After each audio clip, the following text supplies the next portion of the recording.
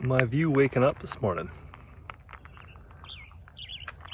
Slept under the stars last night under a near full moon.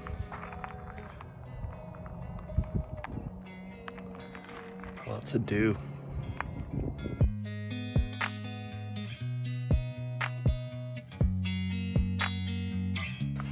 So I've just ditched the car. I think I was about 24 kilometers out, 25 kilometers out from Lumbee.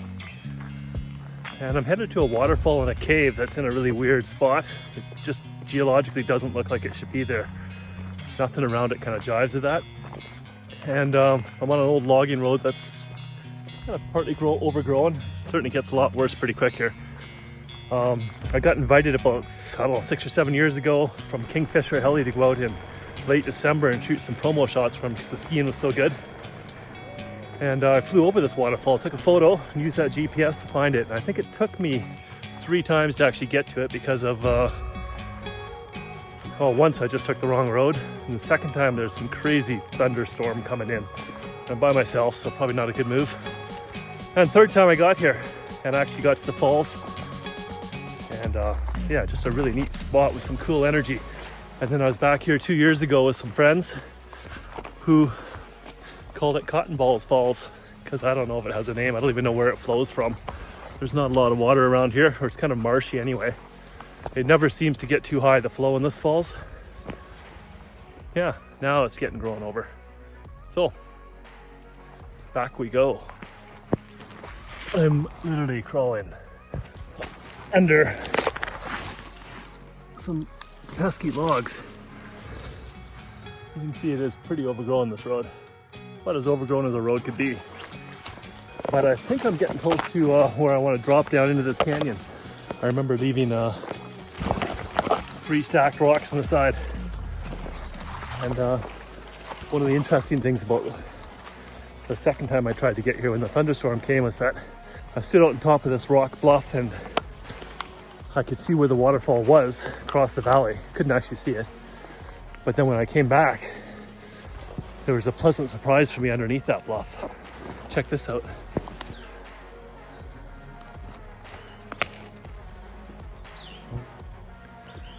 The birds are making a racket. 1 step down, 2 steps down.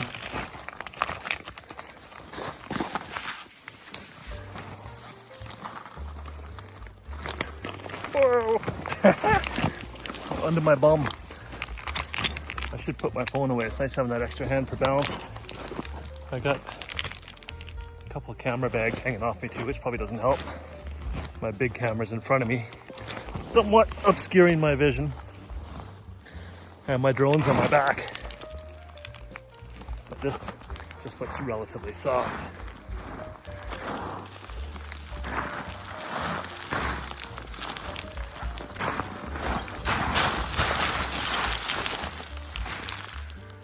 Cool beans. Heading over that way, coming from up there. This is pretty fine shale, but I'm just scrambling on it, trying to get up to the cave. Now, how cool is that, right? It's not often you find that on a random adventure. This is almost worst case scenario for shooting with an iPhone. Crazy contrast.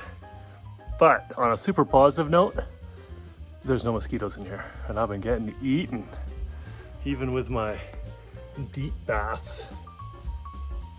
Right now I'm using my big camera, my Sony a7S III.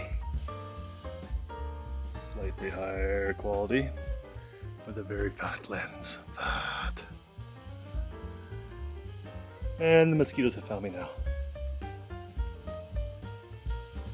You see some of those drone shots, how things are getting a little jerky? That's because the mosquitoes biting me. And I'm trying to get a smooth shot. And I'm sacrificing the shot for my sanity.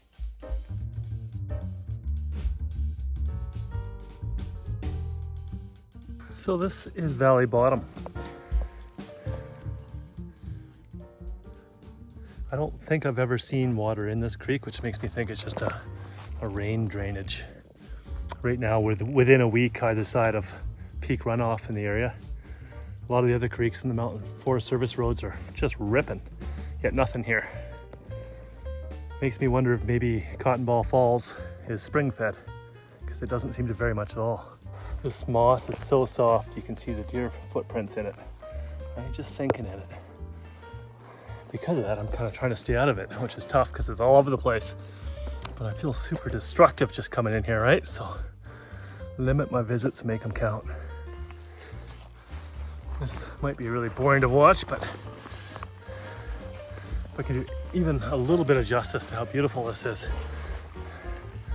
My feet are sinking like probably 4 inches every step, which is nice for the knees.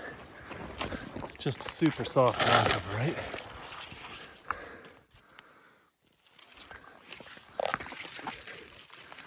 Until I get to the shale up here.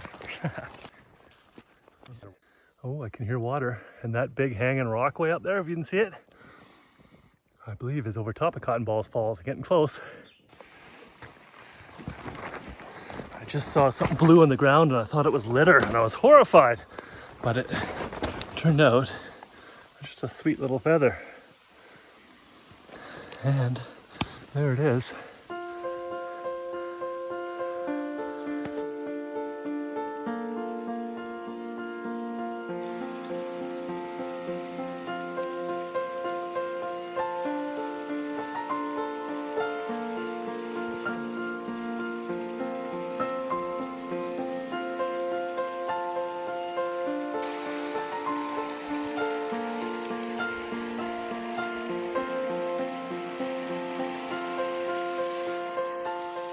This is always so peaceful.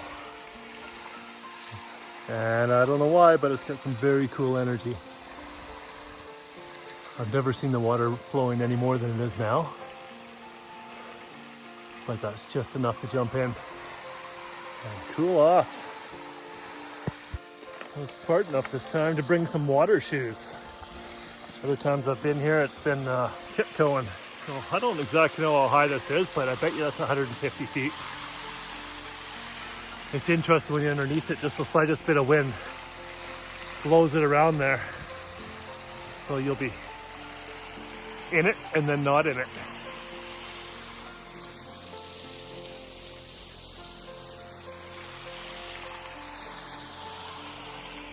I got these boots like about a year ago, maybe a little bit more, and I was going up to Assiniboine, like lots of hiking.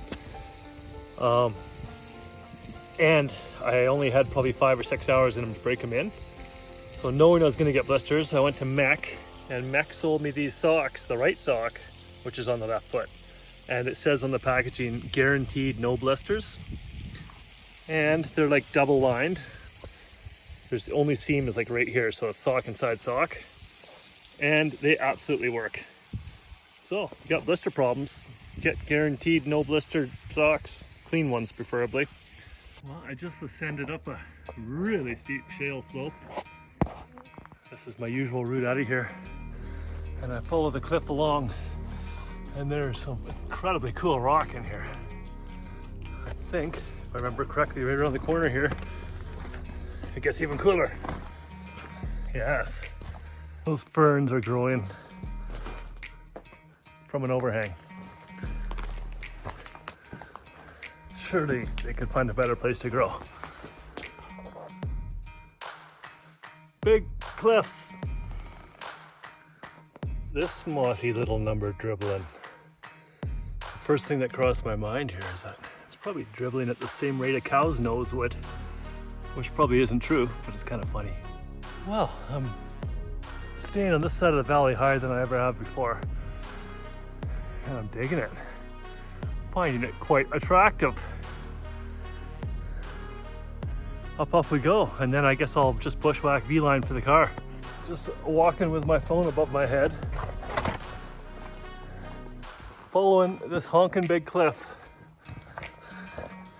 Pretty easy going along the base of the cliff here. And ta-da! More cliff. I wonder if I'll get cliffed out. Maybe I won't be able to get back up to the car this way. Oh, I've come to a unsavory little stream crossing. And I think I'm gonna end up going up there because that is the most open route, as unappealing as that looks. But I guess you could say it serves me right. Woohoo! I've come across another stream, which appears to be the easiest way up. Just climbing right up the stream bed here. The end is in sight, way up there. And then I think it'll be a bushwhack through a clear cut to the car.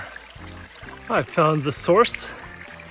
Apparently it's this tree, a cedar tree. All this water's dripping out of its roots and forming this little stream that I just climbed up.